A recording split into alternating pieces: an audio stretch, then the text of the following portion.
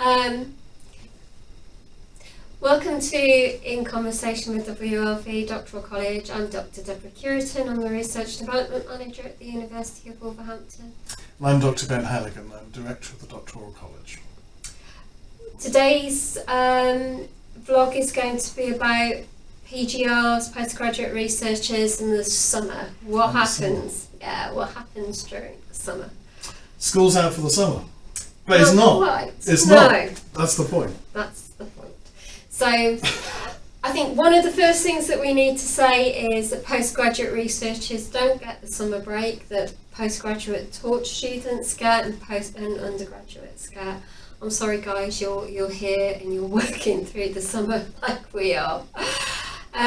So as a postgraduate researcher you can expect to take about 5 weeks annual leave. And if you want to save some of that up and take 3 weeks during the summer, that's great, and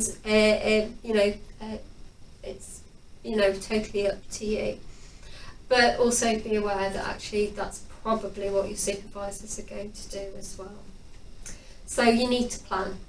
This is the thing about the summer, is the summer might be quieter around campus, but that doesn't mean it's quieter in terms of the activities that go on for researchers. That's so true, and I think it's a period when, if it is a bit quieter, you can actually really forge ahead. And I think if you think about, say, the end of June, what you'd like to achieve, so that when you come back to a busier campus in the middle of September, if you've actually then written the next chapter or run a series of experiments, that's a terribly good thing to have done. Whereas if you sort of drift into it and you're taking a bit of holiday and you've not checked where your supervisors are, when they're back, when they're available, there's a danger that those 2 or 3 months can just kind of slip by and you've not really achieved anything, So it's a good idea to plan. So plan what you're going to do, plan when you're going to be away, and check with your supervisors about when they plan to be away. So it's important to look at where you're both around and you can meet for supervisory sessions, because those should be going on. We still need you to meet with your supervisors, yes. And also because it's conference season as well, so they might be away at conference if they're not away on annual leave. And to then also plan your activity through the summer. And I think that planning really, and this is maybe a conversation for June, would be a matter of saying, well, I'm going to be away for the first 2 weeks of August or what have you, but I'll aim to get you something for the end of July. Would it be okay if I expect to get some feedback by the middle of August? So that way you can align your particular dates and needs and expectations with those of your supervisory team, who will obviously be off as well. I think that's very important, so you can keep the dialogue going across the summer. I also think it's important to try and recharge your batteries through the summer, even though you are working. So I don't know about you, but I spend quite a lot of the summer, although I'm working, I work from home. So that means that I have a little bit more time to focus on my reading, because I'm not travelling, because I have, so do you, I commute quite a distance into the university. So I've got sort of an hour that I've got extra on my working day because I'm not commuting. And I also use that opportunity to, quite often, if you've seen my Twitter feed, you'll see quite often my feet on a table in my garden as I'm sitting reading my students' work, or I'm reading papers, or I'm working. I quite often sit in my little table, my summer office, as I like to call it. So you work outside? I work outside. Very good. And what a good idea. Get some fresh air. Especially if you've been, stuck in a lab for some months doing experiments, around all of our campuses there are plenty of green spaces, plenty of benches. Get your iPod or whatever you're using, get some work, get a drink, get over there. What could be better? So if you don't want to work from home, if you're working if you live in a noisy environment, Telford campus is absolutely lovely, and there is a campus bus that carries on running through the summer, although it's on a limited timetable.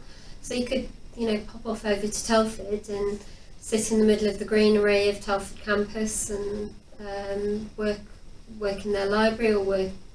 They've got lots of benches all over the place and tables that you can sit and work at. And there's something of an interesting kind of softer discipline with that, where you can say, well, I'm going to go, I'll take this work, I'll be on this bench for a couple of hours, but I won't come home until I've finished notating this article or redrafting this chapter or whatever. So you can set yourself targets to progress that can be a bit more pleasant because they're outside. I think there are psychological benefits to that, because they always say change is as good as a break. And so because I'm changing my style of working and my place of working, I actually feel quite refreshed doing that. I'm also, I'm away from the telephone. I'm not away from my mobile phone, so if anybody needs me, they can contact me.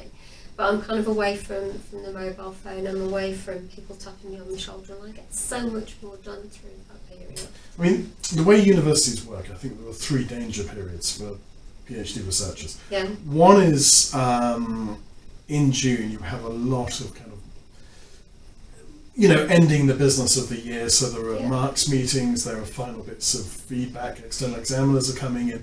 So there's a lot of kind of closing down, signing off the year. So academics are often quite busy in June. As you say, in July, they can be out at conferences in other countries. Yeah. So they're still at work, but they may not be on the same continental time zone as you. Yeah. So one has to plan for that. And then the third danger area is you come back in September and you think, oh my gosh, in 3 weeks, 400 students are going to turn up. And at that point, academics tend to vanish because they have to prepare timetables, new courses, everything for the new academic year. So I think as a PhD researcher, it's very important to have dates agreed, diarised. I will do this by this date, you will feed back to me, ideally by this date, and then I can progress. And I think that would be my tip for summer. Okay. My tip for summer would be to, if you want your supervisors to read something, you need to give them forward notice. But if they're flying somewhere, there's no better time to sit and read. I find there's no better time to sit and read my students' work than if I'm on a 4 or 5 hour flight. I can sit and read and note, make notes against their work. So that might be, you might be able to align some of your writing and time to fit in with flights or whatever of your supervisors. Obviously, if they're going on holiday, they're not going to take your thesis with them. If they're going to a conference, they may well. Right. And I think I have a supplementary tip, which is if you're going to get a blanket and some books and then fall asleep in the sun, don't put the blanket near the office of your supervisor, because he or she will look out the window and see a sort of sleeping PhD student and maybe get the wrong impression. Okay. Right. Okay. So thank you very much for listening. If you've got any ideas for videos that you'd like us to do, please put them in the comments below. And thank you for listening. If you want to hear more from us, please subscribe. Thanks. Okay. And have a good summer. Bye.